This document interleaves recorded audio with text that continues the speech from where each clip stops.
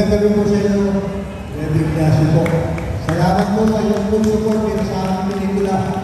Nakikita ko po dati yung topak na eh. Topak po tayo. Supportahan po natin mabuti. Napakagandang pelikula po talaga. Teka lang, be just down. Bakit baby? Magandang gabi po sa inyo lahat. Ako po si Jeffrey Tam at gumaganap bilang Benjo sa pelikula nito. Isang drug dealer. Tapos meron may content. Okay, yan. Maraming salamat po sa lahat ng nagpunta. Thank you, Jeff. Hello, ako po si Manu Escal. Ako po yung leader, commander ng Vigilante Group. To all the influencers, siguro po yung natin tupakan sila lahat, ha? Thank you, Manu. Okay, Sylvia! Hello, magandang gabi po. Gusto ko lang pasalamat sa inyo lahat na dumating kayo dito. Ayan, yung lahat na nakikita nyo dito, nakikita nyo sa pelikula. Nagtataka tayo bakit nandito tayo dahil ito po ay set na topak. Kung ano yung nakikita nyo dito. By the way, kanina napanood na ng mga vloggers, mga tiktokers, lahat mga influencers. Kaya masaya ako sa mga naging komento kanina. Sa 19 naman, ang media showbiz naman. And nagtataka ka siguro kayo, actually, di ba, nasa nasa 300. Meron mga kapatid na hindi ko namin ginagawa. Okay? Mabuting, ayaw mo namin dumating, nagpapasalamat kami. Kaya namin namin. Nagpapagaling ng pagkakataon ng mga nardo. Yung nga, sila sa amin. Eh, may mga kasama ko, isa lang po sa sarili ko sa inyo. Maniwala kayo ang artista ako. Isa lang sa sarili ko. Ang gagawin ng mga artista kung hindi ko sa sarili. Kaya gagawin ko sa sarili ko. Thank you, Sylvia! Enjoy the SB!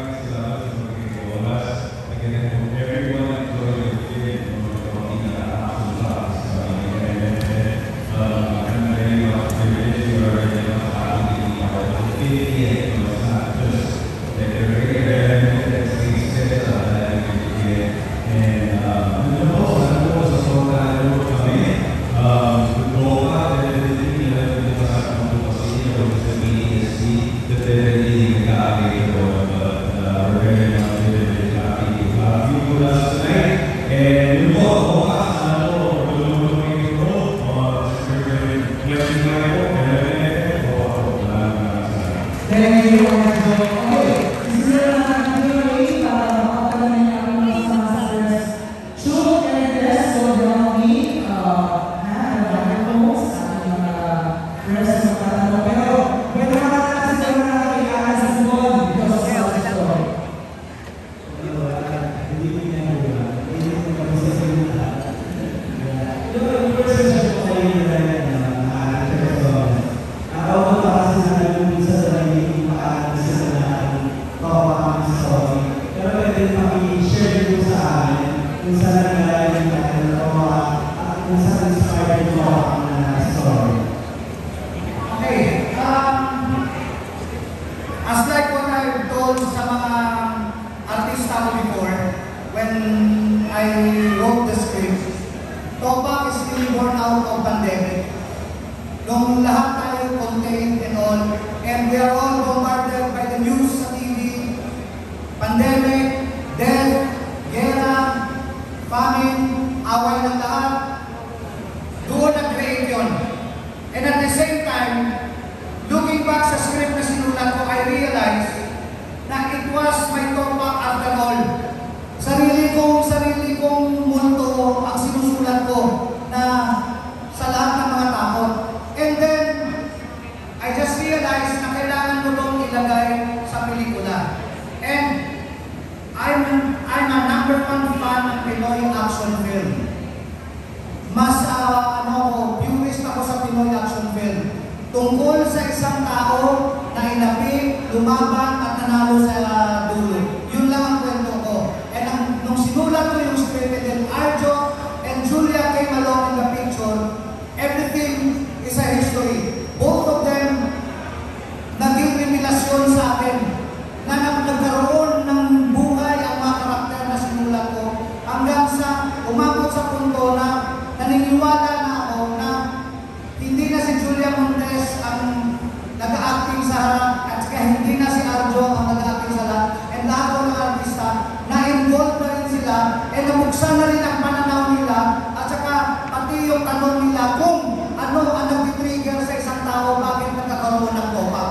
So it's a process, mahabang proseso siya, pero maganda dahil napaka-personal ng kwento and lahat tayo and lahat ng mga artista ko, I'm sure may mga kanya-kanyang Topak yan. Depende na lang kung paano ilabas. Thank you. Thank you, Direk. Last na lang, kung the main cast, siguro si Encho, si Kong Arjo, si Julia, sama na rin si Ma'am Sylvia. Sabi nga ni Direk, parang may mga times all of us nakaka-encounter tayo na tinatopak tayo. Kayo po, when was the last time you have topak? Paano nyo in-address yung pagiging topak ninyo to control yung soul? Si Miss Sylvia, please. Kanina lang, tinopak ako kasi nagutom na ako. Pag nagugutom ako, tinopak talaga ako. Sa daming, actually ngayon ko sasabihin na mas na-appreciate ko yung mga pro people kasi nasa production na ako. So, sumaludo ako bigla sa mga staff, sa mga production. Dahil ang hirap pala talaga ng ginagawa nila. Halos ko lang kain, ako dito, ako doon, halos yung tulog. Unlike yung artista ako, pagdating ko sa set, aarte ako, uwi ako, natapos, bayad ako, sila, ibang klase ng trabaho. So, yan, nararanasan ko ngayong magutom. Actually, gusto mong kumain pero nahirapan ka kasi kailangan mo matapos yan. Yun lang talaga. Tapos, kanina, pumitik yung topak ko talaga pero kailangan kong kontrolin. Dahil pag tinopak ka, sira ang araw mo, sira na. Yun. Salamat! Encho, when was the last time? Iniisip ko yung kailan talaga ako tinopok kasi as much as possible kinokontrol ko talaga yung sarili ko.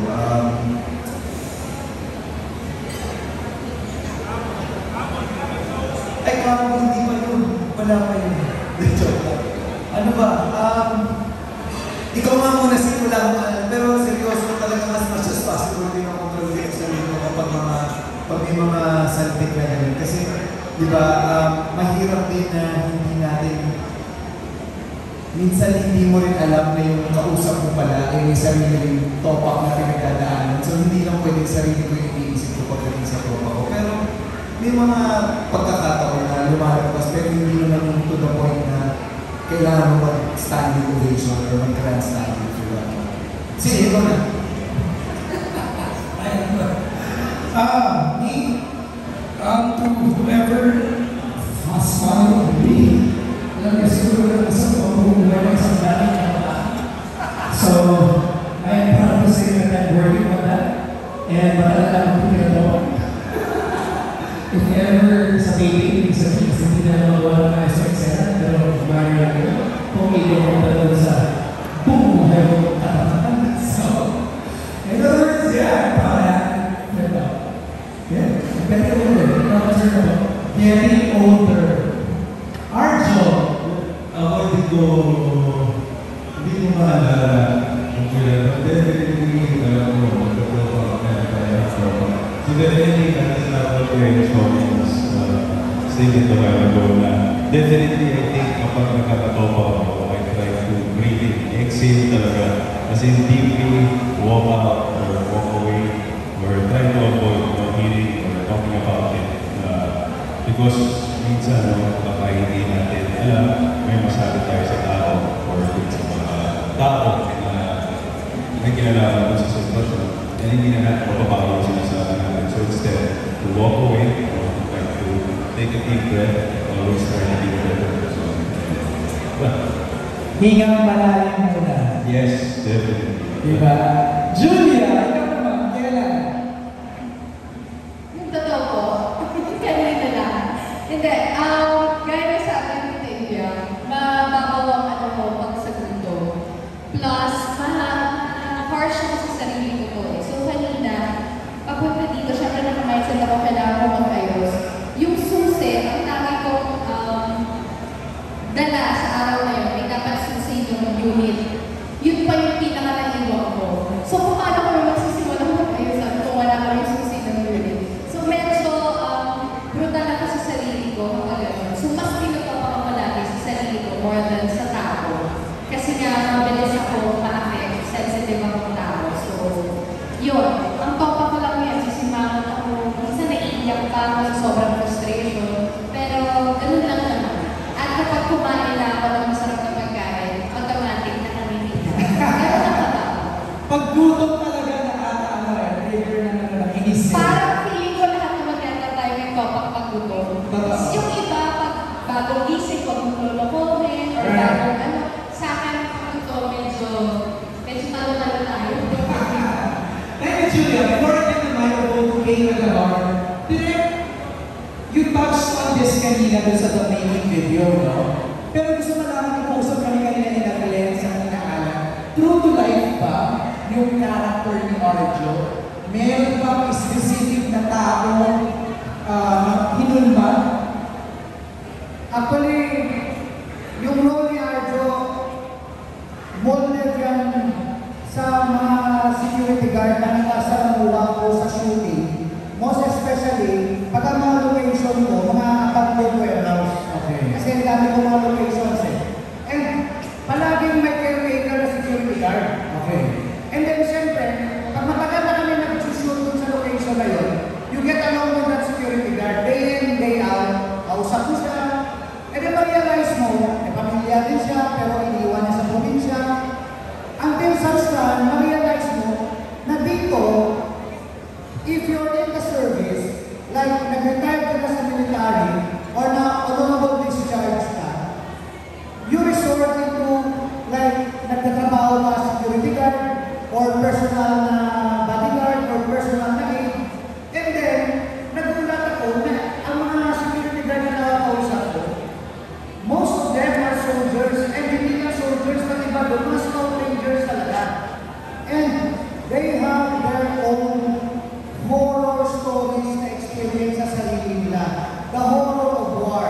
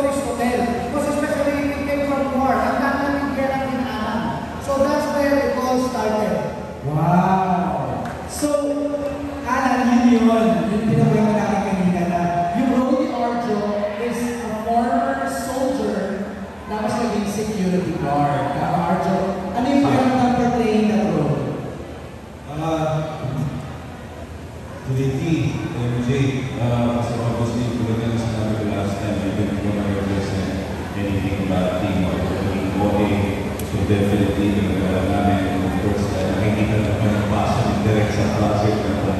This project really came from his heart. And definitely with the guidance, watching videos, knowing all the stories coming from the military men and Lieutenant Colonel Cesar, that's what we said, who was teaching us even Chong how to properly stand up in the front line of war. And we went through it, and it was explained already. Nakatulong talaga yan, everyone helping, everyone being at the same page, wanting to produce something that is realistic or fictional. Thank you, Arjo. Maraming salamat. Just calling lang yung owners ng vehicle ng Expander MHN 7680 and Subaru RON 517. Pausap lang daw po ng inyong sasakyan. Okay, so we have friends here and guests na nakakapanood ng movie ng kanina sa special screening Department of Creators. Meron sa gusto sabihin, please introduce yourself first. Bilang naranasan na rin namin sa gumanap ng action, dahil nakita namin mga eksena nyo kanina, ano yung pinakamahirap na eksena po na inanong? Who wants to go first? Ano yung pinakamahirap na action? Hindi lang spoilers siguro, but go ahead, Arjo. Wow.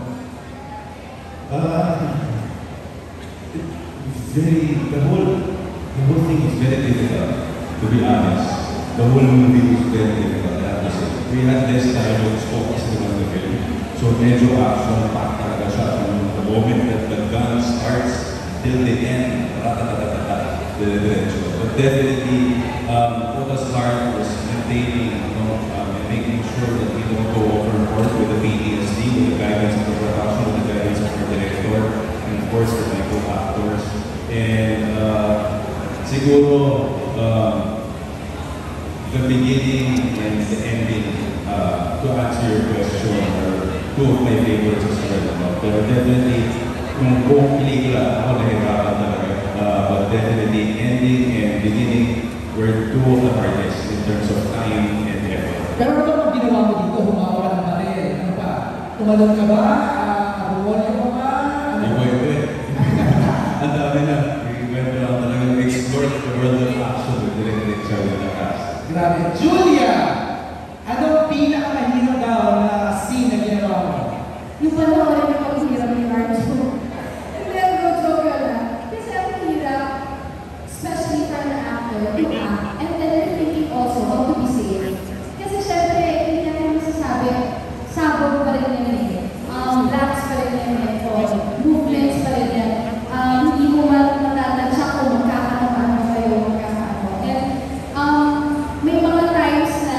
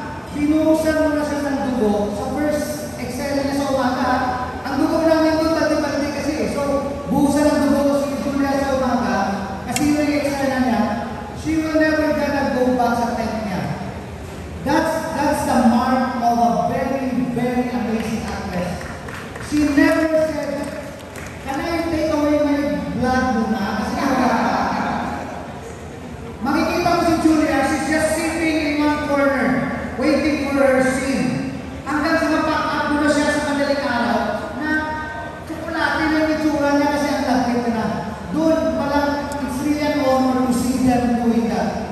Arjo Alcalde, he said to me, siyempre, hindi naman siya super action star na sanay doon, di ba? Ang sabi ko naman kay Arjo, just go with the flow. Isipin mo na sinaulo ka. Kung sinaulo ka, nakabol ka eh. Kung sinaulo ka, nakabol ka na. Yun ang ginawa ni Arjo. Yun ang ginawa ni Arjo. Tuloy-tuloy lang siya na after a while, uncontrollable na. Hindi mo na siya makontrol. Same goes with Sid, same goes with Encho. Lahat ng total buhos na ng energy nila and same with actor. So yun ang pinaka-amazing sa kanila. Thank you, Direk. Maraming salamat, share. Sisa, another event leader, has a question. Napanood din niya yung film kanina. Congratulations po sa lahat ng cast. Ang tanong ko lang po, since all your scenes and your songs are different, how did you prepare for the scenes para lalo maging kayo mismo yung Anybody? Paolo, ikaw naman. Sunod ka naman. Paolo. Preparations for your character. Well, kasi I've been working with Direk Richard for the past few years na. So, medyo alam ko na yung kung na-expect na anong klaseng action tatak sa office. So, in preparation for this, part of the lifestyle with martial arts and pagpaparin. So, medyo tsaka tutulong ko ay become up din naman talaga. So, I think enough preparation in all. Alam niyo po, ang isa sa mga dapat niyong abangan is the scene between Arjo and Paolo Paraíso. Grabe yun. Mas mga nakapanood, I know you will agree with me. Anybody else who wants to share their preparation? Sid, preparations mo for your character.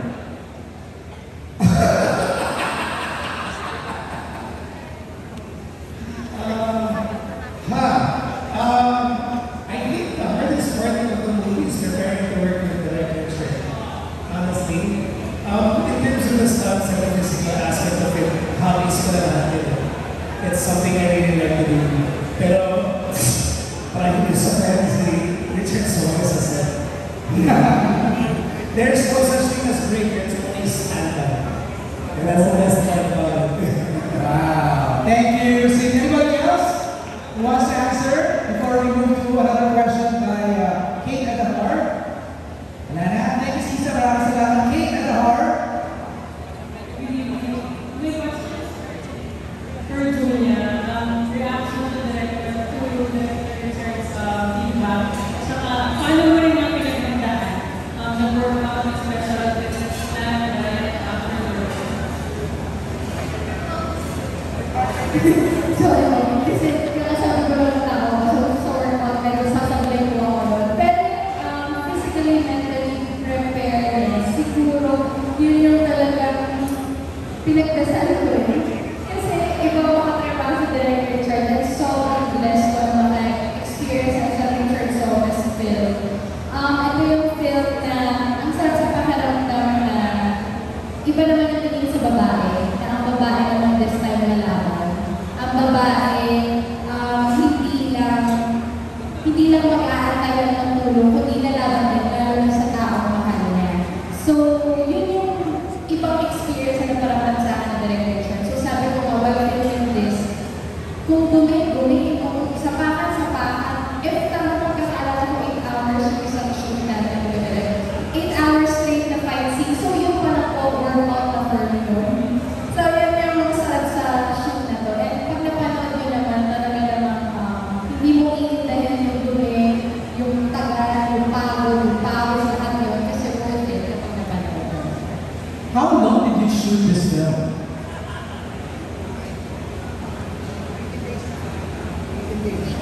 Okay. We really shoot fast. 18 days lang. Wow.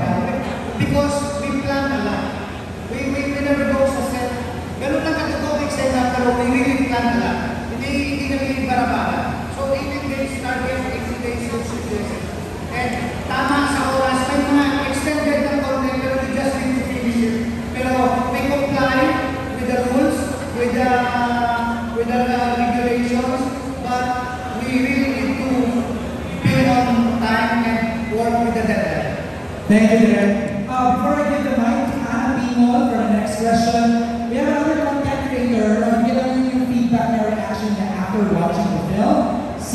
Buraot Queen. Yun daw ang kanyang content creator name. Hello, good evening po sa inyo lahat. Ako po si Daiwan, also known as Buraot Queen sa social media. Hindi ako nakapuraot sa movie kasi sa totoo lang, first scene pa lang, affected na ako. Kasi meron ako mga friends na NPTSD. So, alam ko kung ano mga pinagdaanan nila. Kaya as while I was watching the movie, ramdam ko na agad ko nila. And nakakatuwa na makita na namuhay yung character kasi ang gagawin ko ng mga artista. Sobra. Kahit small exposure or hindi man ganun na daming scenes na naman, pero nabigyan ng buhay eh. So mas nakita ko kasi yung mga roles na nagbigay buhay dun sa fight scenes na sobrang parang makatotohanan. Hollywood talaga ang dating. Walang halong charot.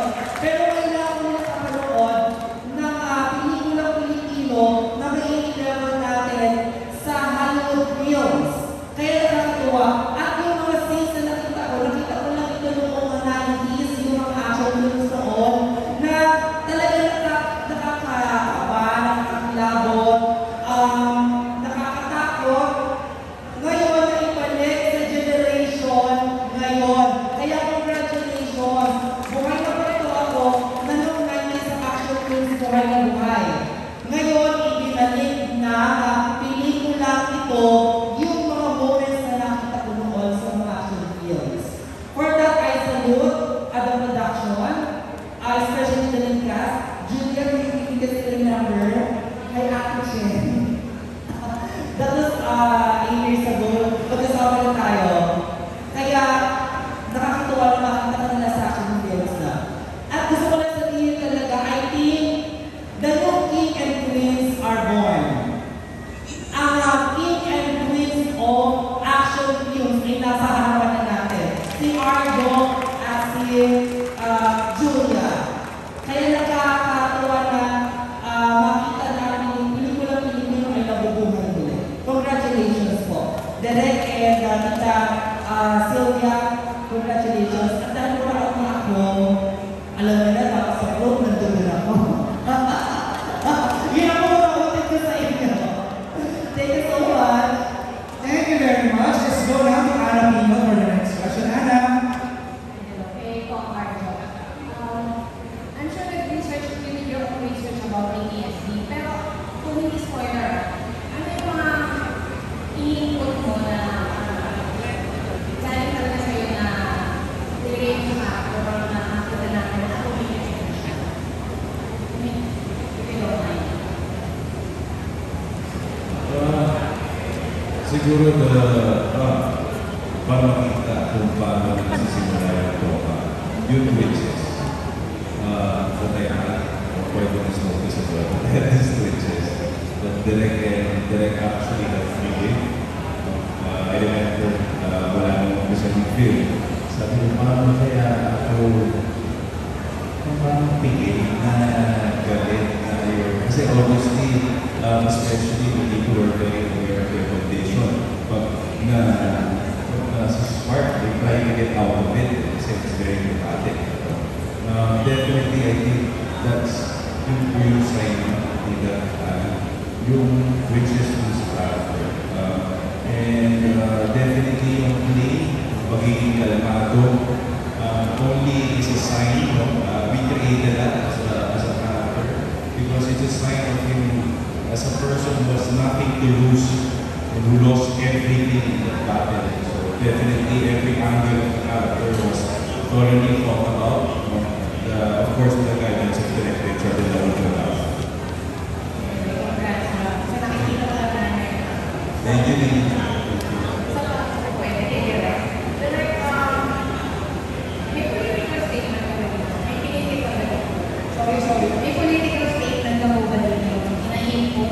Thank you for that question. We're very aware that we don't have any political statement in this bill. We don't want to say anything about society. As a filmmaker, and as an actor, we believe that it's not our job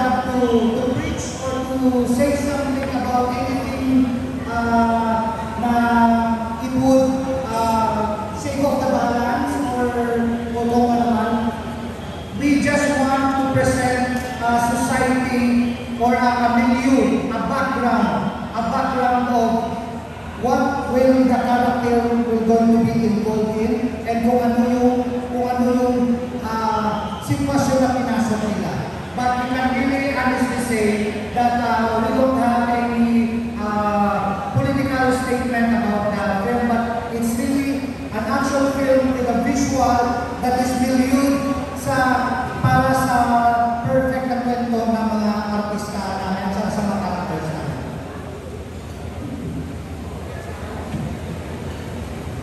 Thank you, Anna. Let's go now to Glenn. Glenn? Kahit hindi pa namin nakapanood. Pero sa trailer pa lang, nakakabilib na action pack kay Arthur. Nagpasintado ko kay Coco Martin. Kinuha niya si Julia dito.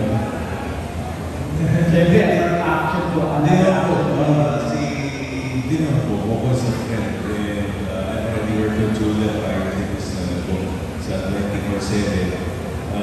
Wala naman po, I'm definitely privileged to be working with Julia. As I always say naman sa lahat ng interviews, sa mga artista that I always look forward to working with her. Wala ate, and definitely action. Kahit anong gawin mo, she can do it. So this action definitely is a showcase for us. I'm sure Julia has been doing action for her. But hindi naman din first time. I think this is definitely something different. Pag sinabing iba, meron siya mga ginawa, yung kakaiba din talaga dito. But definitely action is not doing it. And it really shows in the movie. Kung i-describe mo si Julia sa one word na one word to describe Julia. As a wholly creative. As a wholly creative. She surprises with her thoughts, with her creativity, even if you can accept when you watch her. And I think that's what I love seeing with my colleagues, and everyone else. When I watch my co-actors and they surprise me with things, acting is acting, so I'm only as good as everyone else. Ayan, nasa na kay Julia. Siyempre, one word to describe Arjo. And ano yung mga pinapilitan mo kay Arjo dito? For me, one word, brilliant. Kasi as an actor na sa person, mabait si Arjo sa bones. Yung nga, tama yung sinabi ni Arjo na acting is your acting. So pag ka-excel mo siya, mas nandun na ako sa, hindi ako natatakot kung paano mo siya mapupulo. Kasi sa sobrang yung ni Arjo, sasabay ka lang, i-judge mo lang yung sarili mo, makakalusot ka sa eksena. And with this film, more than the acting, marami pang binigay si Arjo na dapat mapanood ng iba. Kasi buo hindi lang emotional, physically na dapat binigay ni Arjo na hindi na normally ginagawa. So dito, bagong Arjo yung makikita nito. Kaya dapat yung mapanood. Arjo is truly brilliant and generous. Yes. Thank you. Thank you, Glenn. O, ito pa, isa pa kasabihan, NID 3644. Baka po sasakyan nyo na ito. Iusog nyo na lang, tinutopak na yung isang may-ari ng isang sasakyan. Okay, before I give the microphone to Nika, you're the next question. Bakit mahalaga na yung PTSD was a central discussion or core topic nito direct ng inyong pelikula? Because I think PTSD in the Philippines is not well discussed as opposed to in some other countries. Of course, we have that. And we have medical practice also on studying PTSD. But, of course, Filipinos are known as a resilient species. We are known as a matibay. So, the reason why, if once is suffering from mental illness or PTSD or anything na nag-cause ng harm sa'yo, Filipinos are collective. We are more of a, what you call this, a commune. That's the reason why na if you have problems, if you have something na hindi nadala ka, we are used to gather in everyone and then we're okay. So ganun tayo di ba? We're very collective. Tol, inom tayo tol, may problema ako di ba? As opposed to in some other countries like Europe or even in some other Asian countries na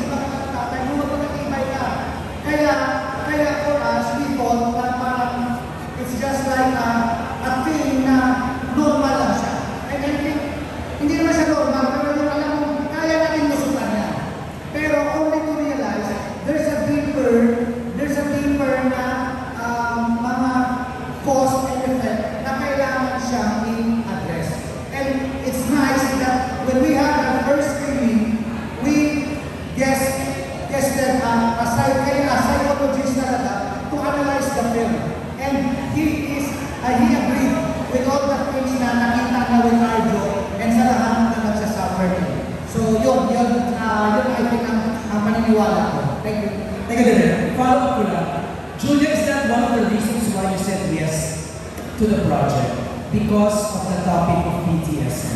Yes, actually, ito talaga yung power sa akin. Nung kinwento nila direct yung magiging takbo ng storya, ako nung tanong ko lang, kasi nabanggit nila direct na si Arjo yung may PTSD.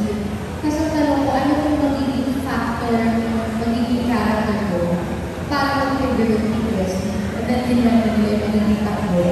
Sabi ko kasi bawal tayo talaga na-discuss ko sa Philippines. And ang PTSD kasi hindi talaga masyado na-discuss. Pero for sure, some of us may nararamdaman na parang minsan nakakalamalbutin, minsan yung feeling lonely, na wala namang currently nangyari, pero you feel something. Pero sanay tayo sa Filipino na thinking ng mga matatanda, nakakatanda sa atin na tulad mo lang yan, o kaya hindi tayo napapakinggan when we want to say something.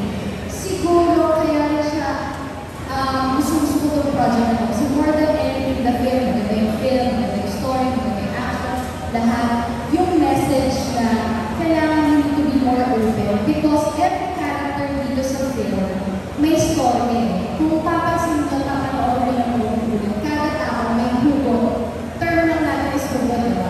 Lahat tayo yung hugot, may pinagdadaan. Bakit siya naging gano'n? Bakit siya gano'n nag-react? So, ang iniisip ko, sana pagkatapos ng film na ito, mas maging open ang lahat para mas maging suwabe ang buhay natin sa Pilipinas. Hindi na nga sa buong mundo lang, sa Pilipinas na lang muna. Be more kind sa mga nakakasalamuhan natin because we don't know kung anong struggle na everyday na pinagdadaanan at kung may nakikinig ba sa kanila. So, yun. Thank you, Julia. And John, do you agree na ang PTSD hindi lang naman soldiers ang nakakaranas mo or meron nun? I think with all the new studies that are coming out, na-realize natin na hindi lang dahil sumama sa isang gera, nakakaroon ng PTSD. Minsan, going through a romantic relationship can give you PTSD. So, iba-iba rin, iba-iba yung approach and nakakatuwa naman sa pelikula. Kasi kung nilatag siya, klaro, naiintindihan ng tao na, okay, PTSD itong pelikula ko. Pero, at the same time, yun nga, yung patulad ng sinabi ni Burak, naka-excited siya kung yung mga susunod na eksena na parang, yes, we're talking about PTSD, but we will also entertain you. Thank you, John. Nika! Hello po. Good evening. My name is Nika from ABS-CBN. My question po is, this is one of the most exciting films sa lineup ng MMFF with its genre. Kayo po ba, do you feel pressure with so much exciting entries this year and isa yung toka sa represent ng action genre for this 50th anniversary? May pressure ba daw? May pressure? To be honest, Honestly, honest. no, because I just enjoy. We didn't expect to be here. Right. We are very blessed to be given the opportunity to be here. I found out that we got in the element the day that they announced it. I was very much surprised. So thank you to our production for pulling that off. So definitely we're just going with the ride and I'm very blessed to be not just with colleagues but with great friends through this journey. So for me every day is looking forward to seeing everyone in the promotion day and definitely until December 25. So this is more fun for us more than pressure. Kasi originally, hindi naman to for film fest talaga. Yes, po. It was for international, right? So yun, Nika. Go ahead, John. I remember when we were in the Army Film Festival, there's this one film journalist. Nung pagkakita kay Direk Richard Solis, napalood siya, gusto niyang i-worship yung gawa ni Direk Richard Solis. Sinamba siya. And I have the video, I was able to capture it. They can show you later. Pero gusto ko lang siya sabihin na I'm very proud that even the foreigners appreciate Topak as a film. So I think yung pressure, wala na nagawa namin lahat yung pwede namin magawa eh. Kumbaga kaya nga nagpapasalamat kami kasi nandiyan kayo para tulungan kami palagan namin yung pelikula because it's already here, it's already a gift and it's already coming home to the Philippines. So, this is already, yung pressure, wala, feeling ko tama yung sinabi ng Angel, tapos na kami dun sa pressure. We're just gonna have fun. Alright! Okay, before we wrap this up, I want to hear from our other cast members, yung kanilang most unforgettable experience shooting. Yeah, so, Topa, medyo, I've done quite a few action movies televelas. But itong Topa is in a different category that I've experienced. Working for Direct Richard is such a blessing, and all these legends in this room, and we learn as we go, and it's in a different. I'm proud to be part of this movie. I'm proud to have a small part in this big action movie that I want the Philippines to see and be proud of. That's it. Thank you, Cholo. Ikaw, basta rin nakatulong ka dyan. Ano mo kayo nakikita? Tumayo ka, Cholo. No, unforgettable experience or unforgettable. Yes. Every day kasi we look forward to our next shooting day. You know, being together at the end, bonding, you know, exchanging jokes, ad-libs, etc. About rehearsal, fight scenes. We look forward to it. It's a good learning process also for us, most especially because sitting beside Richard Thomas lang, Direct Richard, most of the times, tumatambay lang sa bahay niya, pero pag umuwi kami, may bagong knowledge from him. And yeah, like Ivan said, we're all blessed to be part of this film. And thank you, of course, to Tita Silvia Sanchez, Nathan Studios, and to all the producers for backing us and for trusting us for the roles and the characters that we're given. Thank you. Thank you, Cholo. Mayora, Ana, Mayor, magsalita ka na. Ano bang unforgettable dito, Mayora? Alam mo yung role ni Ana dito, you have to also watch it. It's just really, really small. Parang tumatak siya sa akin. Go ahead. Usually kasi, most of the time, mga roles wise, nurturing, caring, supportive, ganyan. But with this film, I was able to, parang yan naman partner, yung top side. Yung pagiging teachers, ganyan. Right. Parang different side. So, that's why it's so memorable sa akin. But I think aside from the role, gusto ko lang kasi yung pinakot talaga. Kasi nagbibigay siya ng message. Right. Also socially relevant. Because we know na person with PTSD kasi they don't have positive emotions. Mostly they have negative, which are the following: anger, guilt, shame, which is present sa character ni Arjo. Yeah, and I just want to say na with this film, at least sana mas naiintindihan natin yung mga taong meron PTSD, that we should be compassionate about them. And sana wag natin silang judge agad-agad. Alamin muna natin yung kwento nila. Right. And as Miss Julia said a while ago, let's be kind to them. So, Thank you, Ana. Already ko na tumatak din yung role mo, di ba? Yung scene nila ni Julia.